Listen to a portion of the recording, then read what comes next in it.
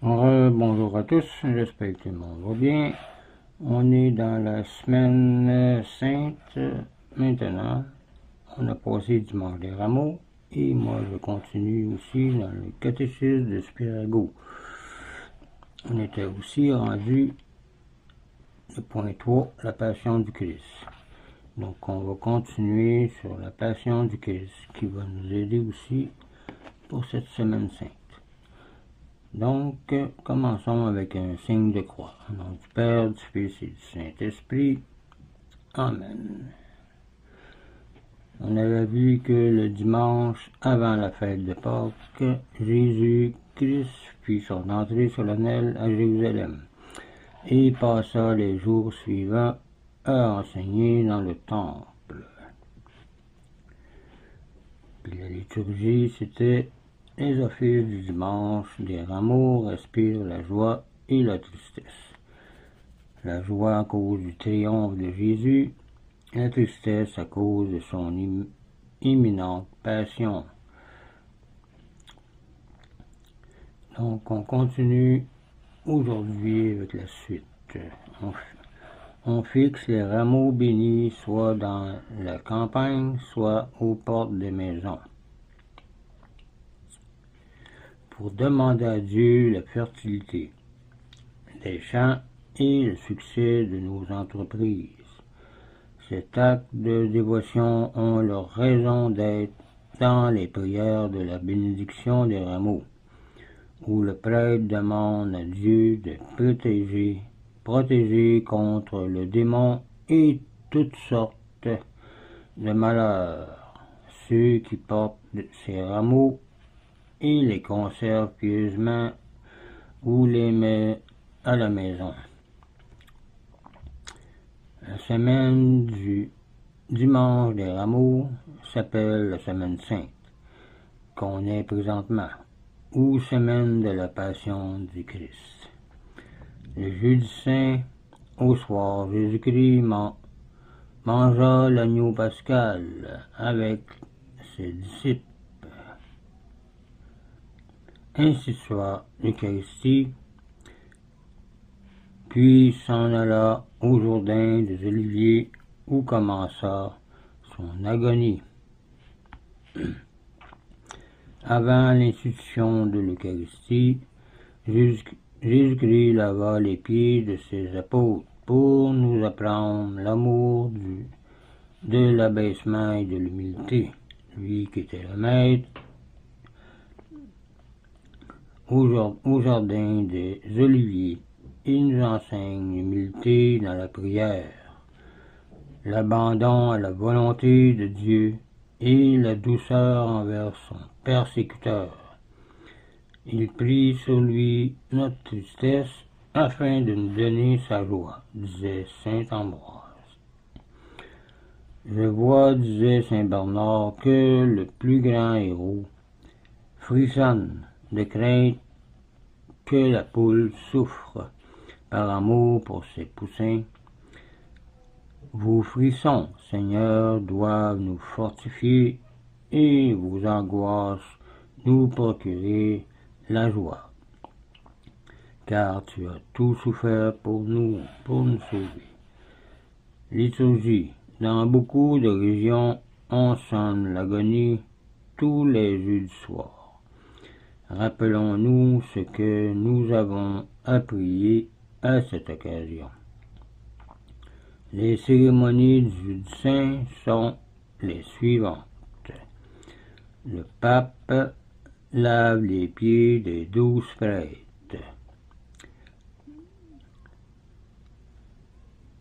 Depuis saint Grégoire le Grand, les évêques et certains souverains catholiques, quelquefois aussi les prêtres, lavent les pieds de 12 vieillards. À la grand-messe, on sonne toutes les cloches. Au Gloria, et le peuple ainsi que le clergé reçoivent la communion solennelle en mémoire de l'institution du Saint-Sacrement le jeudi saint. Cependant, l'Église ne se laisse pas aller à la joie. car immédiatement après la messe, on porte le Saint-Sacrement à un autel latéral ou dans une chapelle pour symboliser le départ de Jésus pour le mont des Oliviers. La dénudation des autels, le silence des cloches sont aussi un signe du deuil auquel l'Église se livre à cause de l'agonie de Jésus-Christ. Dans les cathédrales, l'évêque consacre les saints d'huile. Cette tradition fait penser à quelques théologiens que lors de la Seine, Jésus-Christ institua encore d'autres sacrements, car il y en a 7 sacrements. Le jeudi saint était aussi dans l'Église primitive le jour de la réconciliation des pénitents publics. Au jardin des Oliviers, Jésus fut fait prisonnier aussi par les soldats, puis conduit chez les grands prêtres qui le condamnèrent à mort. Liturgie. Le soir du mercredi, jeudi et vendredi de la semaine sainte, on chante les ténèbres la matinée. Devant l'autel se trouve un triangle avec 15 cierges. Dans beaucoup d'églises, 14 cierges sont en cire jaune, et celui du sommet, image de notre Seigneur, en cire blanche, qui figure les disciples de notre Seigneur. Après chaque série des psaumes et des lamentations chantées à cet office, on éteint un cierge pour représenter la fuite des disciples. Le cierge en cire blanche est porté à la fin de l'office, derrière l'autel, et en est rapporté avec accompagnement du bruit des crécelles. Par là, on veut représenter la mort et la résurrection du Christ, avec les secousses éprouvées par la nature à cette occasion, lorsque Jésus est mort. Le vendredi de bon matin, les Juifs conduisirent Jésus auprès de Ponce Pilate, le procurateur romain, pour faire approuver la sentence de mort. Les Juifs n'avaient pas le droit de faire des exécutions capitales. Il leur fallait l'autorisation du gouvernement romain, voir Saint Jean 18, verset 31. Mais Ponce Pilate ne trouva pas le Christ coupable. Il essaya de différents moyens pour le sauver.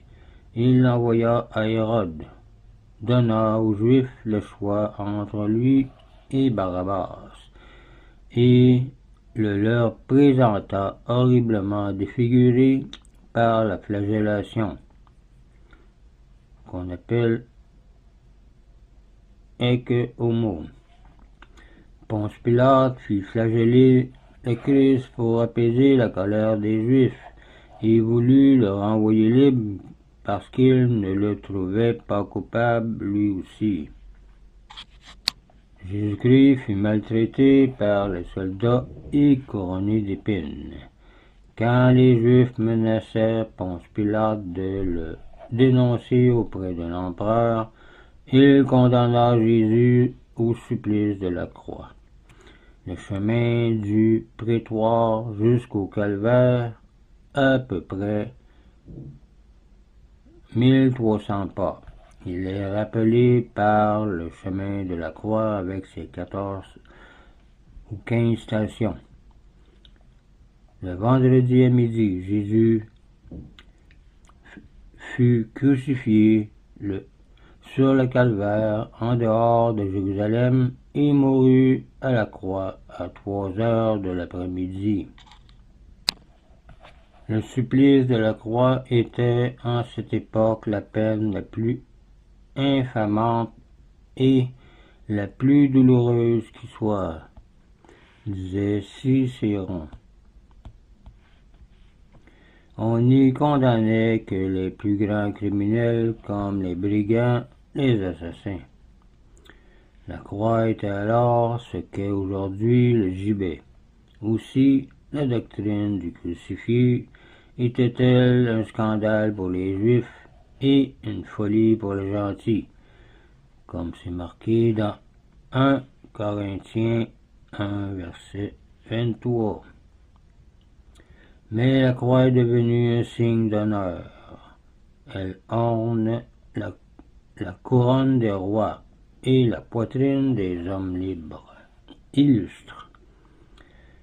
Le premier péché a été commis au pied d'un arbre.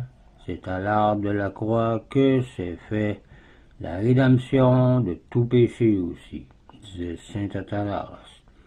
La vie est venue de là d'où était venue la mort. Préface de la croix à la messe. Le Christ n'a pas voulu être décapité ou mutilé pour montrer qu'il ne doit jamais y avoir de fils dans son Église. Il a incliné sa tête pour nous baiser, étendu ses bras pour nous embrasser, ouvert son cœur pour nous aimer, disait saint Augustin.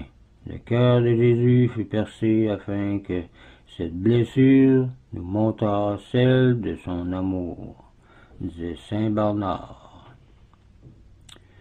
Ce ne sont pas les soldats, mais son amour immense qui l'ont attaché à la croix.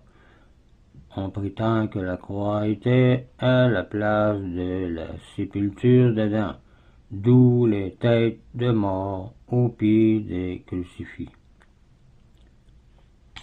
Une éclipse totale du soleil eut lieu sur toute la terre pendant ces 3 heures, quoique à l'époque de la pleine lune, ce phénomène fut naturellement impossible.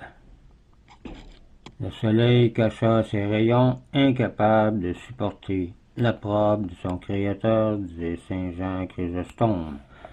Ce miracle avait indiqué aussi que la lumière du monde venait de s'éteindre, c'est-à-dire Jésus venait de mourir. Cette éclipse est mentionnée par des auteurs païens, entre autres par Plégon. À la mort du Christ, la terre trembla, les rochers se fendirent, le voile du temple se déchira, et beaucoup de morts ressuscitèrent pour apparaître à Jérusalem. Toutes les créatures souffrent avec Jésus, le pécheur seul ne veut pas souffrir, quoique Jésus souffre pour lui seul, disait saint Jérôme. Ces miracles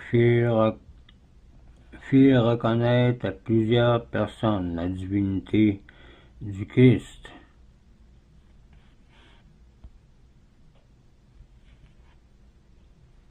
Le centurion, par exemple, s'écria « Vraiment, cet homme était le Fils de Dieu ». Voir Matthieu 27, verset 54.